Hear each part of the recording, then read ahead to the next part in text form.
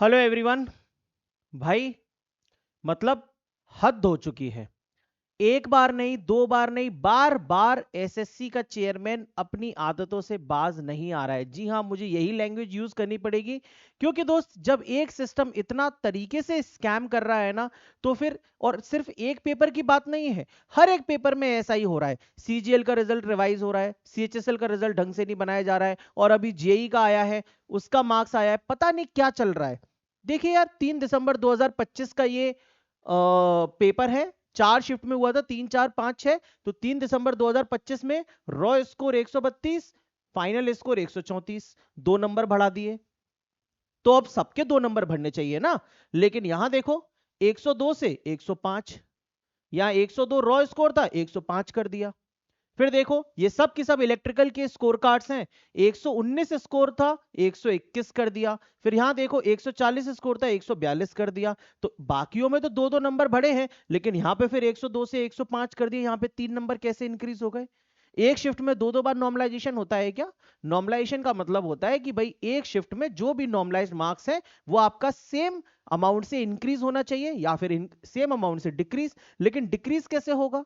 अगर भाई hard shift है तो फिर इंक्रीज करो, लेकिन अगर इजी शिफ्ट है तो फिर आप मार्क्स को उतना ही रहने दीजिए। और आपने डिक्रीज करने की भी हदें पार कर दिया, 10-10 नंबर डिक्रीज हो रहे हैं।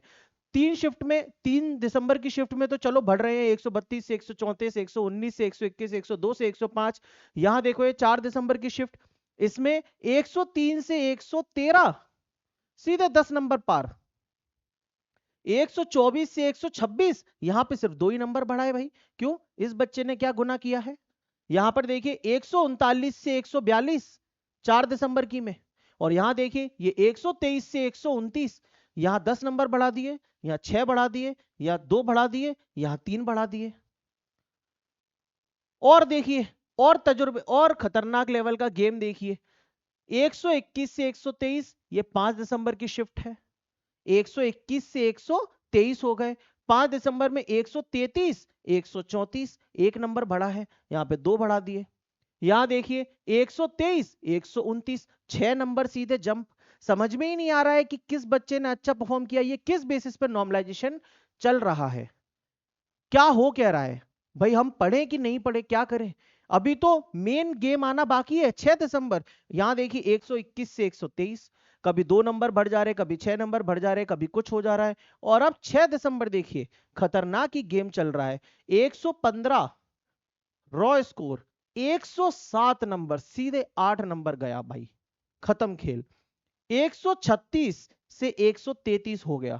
बहुत सारे बच्चे तो 128 लाए थे, मेरे पास कम से कम 3 से 4 स्कोर कार्ड थे, अभी पीपीटी में नहीं ला पाया। और 128 से घटा के 122, 123 कर दिया। कट ऑफ जनरल का 127 था, बेचारे सिलेक्ट हो सकते थे। यहां देखो, 119, 112 घटा दिया, 128, 124 कर दिया, 143 से 135 कर दिया। और एक स्टूडेंट का अभी अभी आया, 149 का 179 है, 6 दिसंबर में। मतलब सेम भी रखा है और घटा भी दिया है। और घटा भी जो रहे हैं, वो भी पता नहीं है क्या घटा रहे हैं।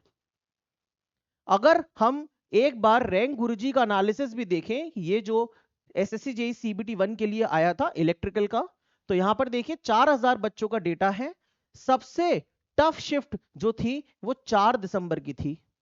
तो मतलब इसमें सबसे ज्यादा नॉर्मलाइजेशन के मार्क्स इंक्रीज होने चाहिए, लेकिन कहां पर इंक्रीज हो रहे हैं? 5 दिसंबर में भी इंक्रीज हो रहे हैं, 4 में भी इंक्रीज हो रहे हैं।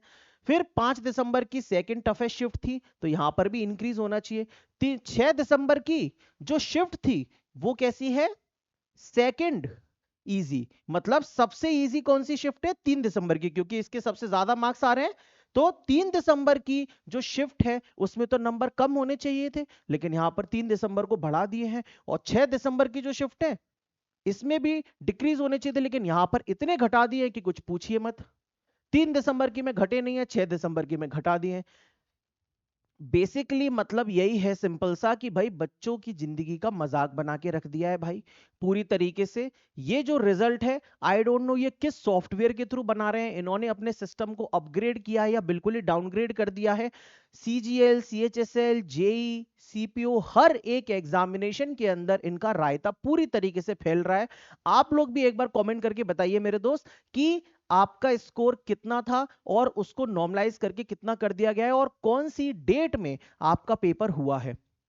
इलेक्ट्रिकल डिपार्टमेंट हो, मैकेनिकल डिपार्टमेंट हो, एक बार मालूम तो चले कि चल क्या रहा है।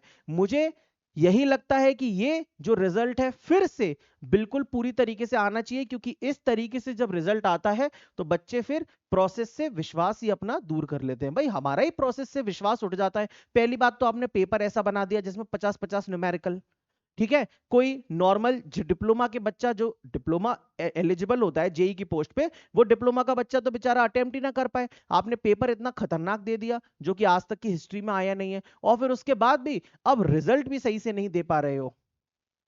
7 अप्रैल को पेपर है, अब आप मार्क्स रिलीज कर रहे हो, तो अगर किसी बच्चे का नॉर्मलाइज होकर सिलेक्शन हुआ भी होगा तो फिर अब वो आज के दिन से क्या 7 अप्रैल के लिए पेपर की तैयारी कर पाएगा? तो इतना लेट रिजल्ट देना चाहिए? आप पहले एग्जाम की डेट दे रहे हैं, रिजल्ट आप बाद में दे रहे हैं। यहां पे मार्क्स अब आप बता रहे हैं कि भाई आपके नंबर इतने हैं, तो रिजल्ट चलो कुछ दिन पहले आ भी गया था, तो जितना टाइम दिया उसने तैयारी करने का, क्या उसमें तैयारी हो सकती है? तो ये भी एक बहुत बड़ा क्वेश्चन है।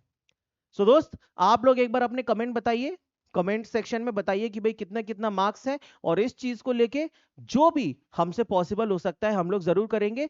फिलहाल पूरी तरीके से बस यही मेरा फीडबैक है कि भाई सिस्टम खत्म सा ही हो चुका है एसएससी का। जब तक ये नया टेंडर निकल के कोई दूसरी कंपनी नहीं आएगी या कुछ नहीं होगा, इसका हिसाब किताब सुधर नहीं सकता। ठीक है।